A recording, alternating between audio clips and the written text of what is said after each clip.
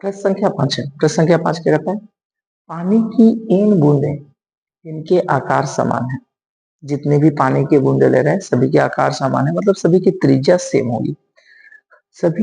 यदि सभी बूंदे को मिलाकर एक बड़ी बूंद बनाया जाए तो आपको बताना है कि बड़ी बूंद का विभव क्या होगा। तो आइए देखते हैं किस तरह से इसको कैलकुलेट करेंगे। यहाँ पे दो बूंद की बात हो रहा है, पहले छोटे छोटे बूंद को लेते हैं। तो मानकर चलो कि छोटे जो बूंद हैं, जो स्मॉल ड्रॉप हैं, उस स्मॉल ड्रॉप की त्रिज्या मान लेते हैं स्मॉल आर। छोटे बूंद की त्रिज्या कितना ले लेते हैं? Small R. तो अगर इसका विभव निकालोगे तो कितना आ जाएगा? गोले के विभव क्या होता है? v बराबर k into Q upon R. ये छोटे बूंद का विभव निकल रहा है। तो अब यहाँ पे देखना कि सभी इन बूंदे को मिलाकर के बड़ा बूंद को बनाया गया है, तो जो आयतन होगा वो बराबर होगा। तो बताओ अगर आयतन को देखा जाए तो क्या होगा?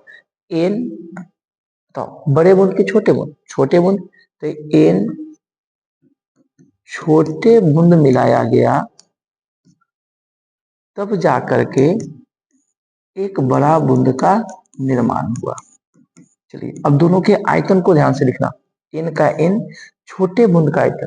तो आयतन किसका लेना है? गोला का। और गोला का आयतन क्या होता है? 4/3 पाई आर क्यू। तो 4/3 पाई आर क्यू छोटे वाले का, और बड़े वाले का क्या हो जाएगा बच्चों? 4/3 पाई।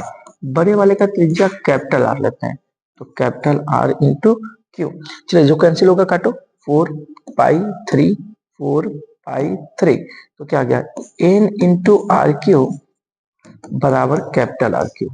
तो बड़े वाले बूंद का त्रिज्या क्या आ गया? आर बराबर क्यू, सॉरी 3 है, इधर आएगा तो रूट हो जाएगा, क्यूब रूट हो जाएगा। तो एन का पावर 1/3 इंटू आर क्यू है, और इसका भी पावर क्या आएगा? 1/3। 3 को इधर उठा के लोगे तो पावर वाले का 1/3 होगा, 3 से 3 क्या हो गया? कैंसिल। तो कैपिटल आर इक्वल टू क्या आ गया? Small R into power 1/3। ये निकल गया बड़े गोले की त्रिज्या। तो कहता है कि विभव निकालना है, तो बड़े बूंद की अगर विभव निकालोगे तो बड़े बूंद का विभव v इक्वल टू क्या आएगा? k इंटू क्यू, बड़ा बूंद यानी कैपिटल आर। तो आइए तो k इंटू क्यू। अच्छा आवेश कितना हो टोटल ये भी देख लो। मान लो कि अगर बात करते हैं छोटे बूंद का, तो एक छोटे बूंद पर आवेश क्यू है, एक छोटे बूंद पर आवेश क्यू है। तो वैसे उसे एन बूंद को मिलाया गया है, तो क्यू को एन टाइम जोड़ना पड़ेगा। तो कुल आवेश क्या आ जाएगा? एन इंटू क्यू बड़े बूंद के लिए। अगर छोटे बूंद पर हमने आवेश क्यू लिया है तो बड़े बूंद पर आवेश कितना हो जाएगा? N into Q. तो चलिए एन इंटू क्यू। अब कैपिटल आर क्या लाए बच्चों? स्मॉल आर इंटू एन के पावर 1/3, करेक्ट ना? Small R into n/3। चलिए अब बताओ पावर यहाँ पे कितना है? 1। ये भी n का पावर कितना? 1/3। जब आधार समान रहेगा तो पावर वाले के साथ काम करेंगे, तो 1/3 प्लस में ऊपर गया तो माइनस में, तो n के पावर 1 माइनस 1/3 बच गया क्या?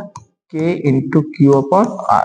तो v इक्वल टू क्या फॉर्मूला आ गया? n के पावर सोल्व करोगे तो 2/3 आ जाएगा, और k into cube upon R किस बूंद की विभव है? छोटे बूंद का। तो ये आ जाएगा छोटे